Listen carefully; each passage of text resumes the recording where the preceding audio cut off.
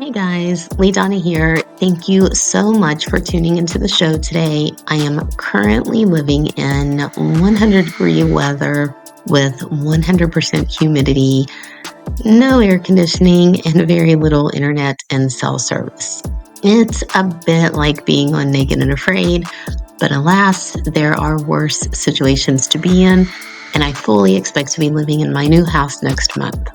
So instead of complaining and whining like I've been doing for the past 6 months, I am going to give you a little Christmas in July by releasing this Patreon episode that I did on Knecht Ruprecht, one of the ancient creatures of lore that predate our modern day Santa Claus.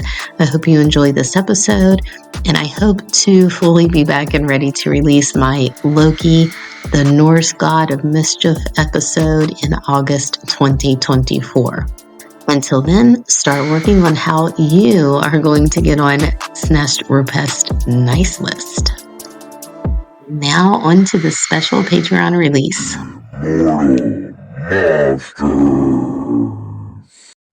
Hello and welcome to the special Patreon edition of the podcast shedding candlelight on cryptids, hauntings, mythology, and more. If it is weird, we are talking about it.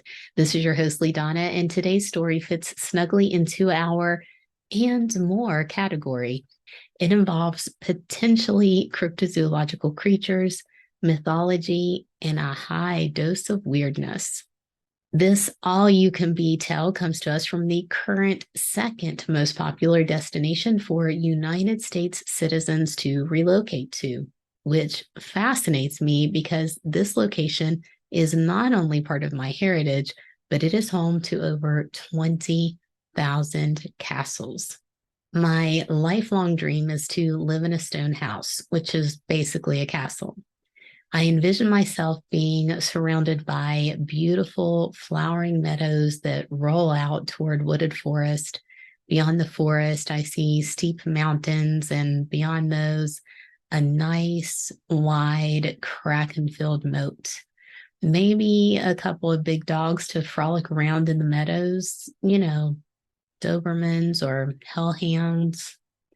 Or better yet, a pack of baby German Shepherds, because if you have ever been anywhere near a German Shepherd puppy, you know they are part demon. This is a fact because those puppies come to us from the same place today's story does, a country so overrun with demons that this country was the first in the world to implement daylight savings time. But despite Germany's bad judgment and obedience to their evil overlords, Germany is also known as the land of poets and thinkers. The folks are so enlightened that their language contains the longest word in the world. Though it would be super fun, probably for you guys, I'm not going to attempt to pronounce this 63-letter word. I only know a few German words, and I assure you that despite my heritage and some of the holiday foods I know and love coming straight from the German people, I cannot get my tongue to pronounce those few words correctly.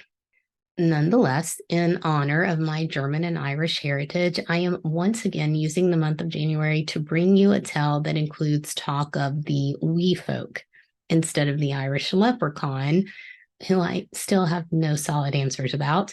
Today's story focuses on the German deity known as Schnestolprest. Hulprest is a German form of the name Robert and was commonly used when referring to a demon or a devil, which adds another interesting layer to the fact that Robert the Haunted Doll was created in Germany. If you haven't listened to that episode, go check it out. But as many origin stories tend to do, that of Schnestolprest has changed over time as people adapt his lore and incorporate him into their social changes. Today, Schnestolprest is known as a companion of jolly old Saint Nick, but long before that, early Germanic tribes worshipped him as a god of the Black Forest, where he and others of his kind lived. The ancient pagan deity had 8 legs, like those of a deer, and was adorned in straw and antlers. In wintertime, he would leave the comfort of the forest and travel through the land, checking to see if the people were naughty or nice. If they were nice, they would still be upholding the old ways, worshiping and fearing him. The naughty ones dared not to believe in Knecht Ruprecht, something they would soon regret. Knecht Ruprecht was accompanied by his faithful servant, George Oaf, whose name I did not bother looking up a correct German pronunciation for. This Oaf fellow carried a large whip, and he tromped through the snow-covered lands with Knecht Ruprecht, the two creatures followed by a horde of wee folk who served Knecht Ruprecht. These wee folk were known as the Tomten. The Tomten also lived in the Black Forest with their gods and were favored for being the most vicious of the wee folk. Dwarves, goblins, trolls, none of them had anything on the sadistic little men in red known as the Tomten. On orders of Knecht Ruprecht, the Tomten would attack those who dared to travel through the forest, overtaking them and dragging them to the ground, where the Tomten would then beat the doomed travelers to death with barbed sticks and metal poles. After the traveler was good and dead, the wee folk would then descend upon the corpse, lapping up the blood like dogs. Then they'd carve out the victim's heart, remove the liver, and take the organs back into the forest where Knecht Ruprecht was waiting to feast on these awful remains. During wintertime, an army of salivating Tomten followed Knecht Ruprecht as he himself traveled through the forest and surrounding lands. Sometimes this antlered deity traveled on his 8-hooved legs. At others, he rode on a white horse. His goal was to fall upon unsuspecting travelers and to also go to the homes of the people, checking to see if they were naughty or nice. He would sneak up to houses and peek through the windows, making sure to be seen by the occupants inside. He wanted to scare them, and he wanted to know if they believed in him. If he found them lacking in their faith and no longer keeping with the traditions of the old ways, he would let good old George Oaf torture the people with his whip. After that, he would unleash the Tomten, letting his wee folk do their worst. However, if Knecht Ruprecht found that the terrified people believed in him and still kept the old ways, he would give them rewards for their faithfulness. A well-worn similarity we see in many folkloric deities, one that Christianity itself was able to build upon when their religion began to dominate and replace that of the people who came before them. Christians decided to demote Knecht Ruprecht from forest god to helper of the 4th century Greek patron saint of children, a man we know today as Saint Nicholas. In this demotion, Knecht Ruprecht's scary, cryptid appearance was toned down, making him nothing more than a man with a bushy beard who wears a black hooded fur robe and carries a staff or a switch in one hand with a sack full of ashes in the other. In some stories, he even has a limp from a childhood injury that never healed properly, a far cry from the powerful 8-legged god with a crown of antlers. The tiny Tomten had a rebranding as well. At first, they were attached to St. Nicholas as tiny elven helpers who would run ahead of St. Nicholas, who was behind them, jiggling the chains and bells he carried as he approached a house. The Tomten would beat him to the home and go inside first, dragging the children from their beds and asking them questions about their faith. If the children could not answer correctly, the Tomten would beat them with sticks, while St. Nicholas pelted them with chunks of coal. When the naughty children were broken and bleeding, the Tomten would lap up their blood while St. Nicholas lectured them, encouraging them to be good in the new year. If the children were already good and when dragged from their beds were able to answer the Tomtem's questions correctly, they were given treats, fruit, nuts, and sometimes even some gingerbread. Later, the Tomten went through a series of changes until they became known as the little toy-making versions of elves that we know today as Santa's little helpers. Meanwhile, Snesto Prest was given St. Nicholas's chains and bells to wear around his waist, and that white horse he used to ride sometimes back when he was a cryptozoological pagan god was handed over to St. Nicholas. On December the 6th, children throughout Germany would put their boots by the chimney and wait for the two gift bringers to come. When the duo arrived, Snesto Prest would go about the task of asking the children questions, wanting to know if they can recite prayers. If they can, St. Nicholas fills their boots, or today their stockings, with nuts and fruit, and maybe even some gingerbread. If the children cannot answer the questions correctly, Schnestleprest beats them with his bag of ashes and fills their boots with coal, sticks, and stones. Sometimes he even gives the parents one of his switches and tells them to beat their child often. In severe cases, he stuffs the kid into his bag of ashes and carries him or her away, never to be seen again.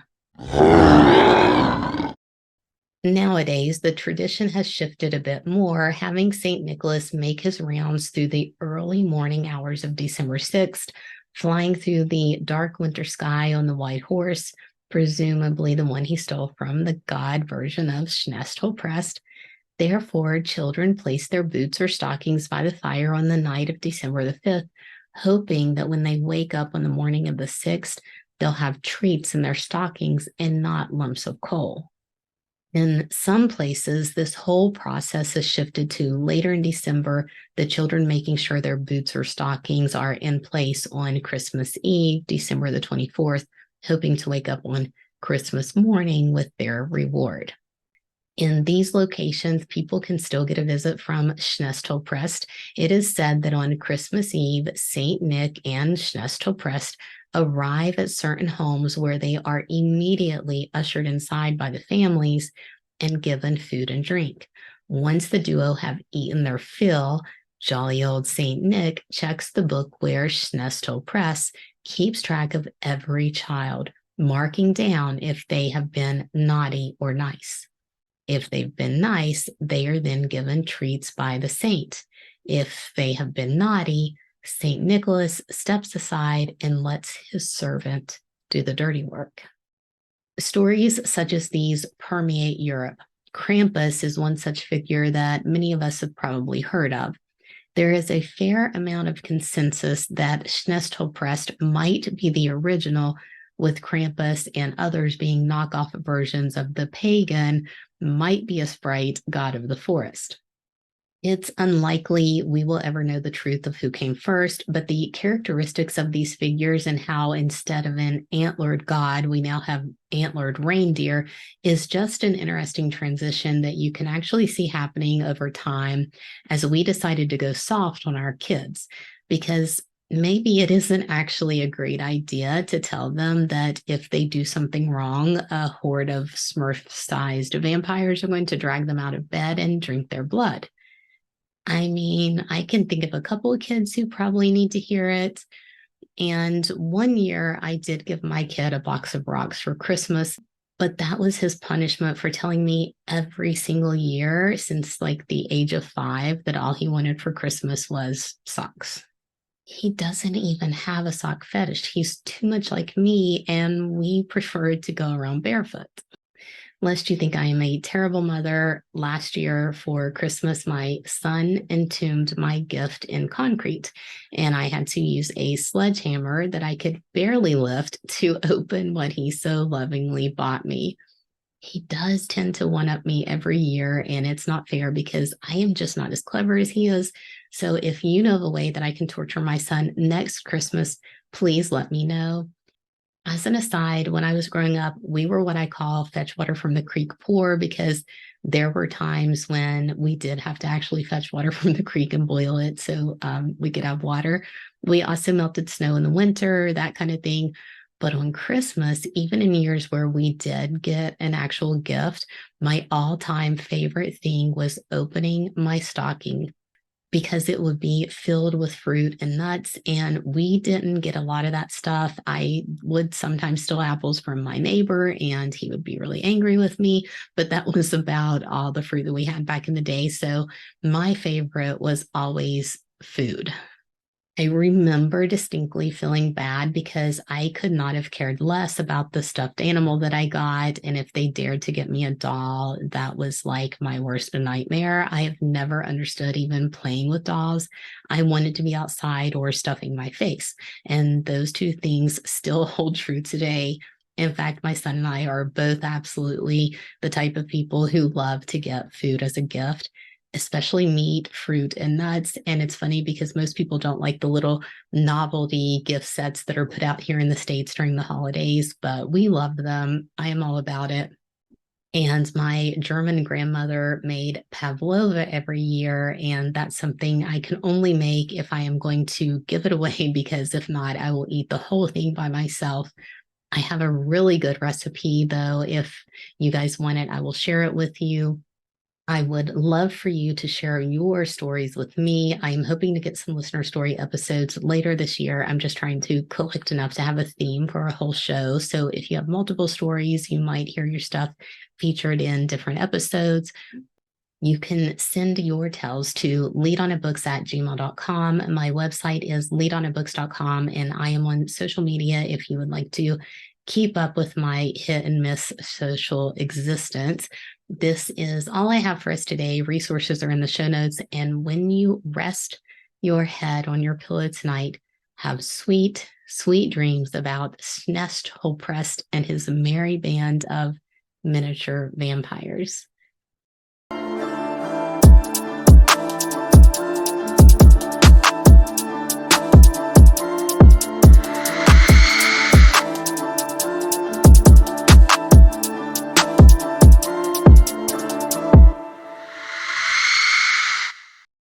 Immortal Monsters.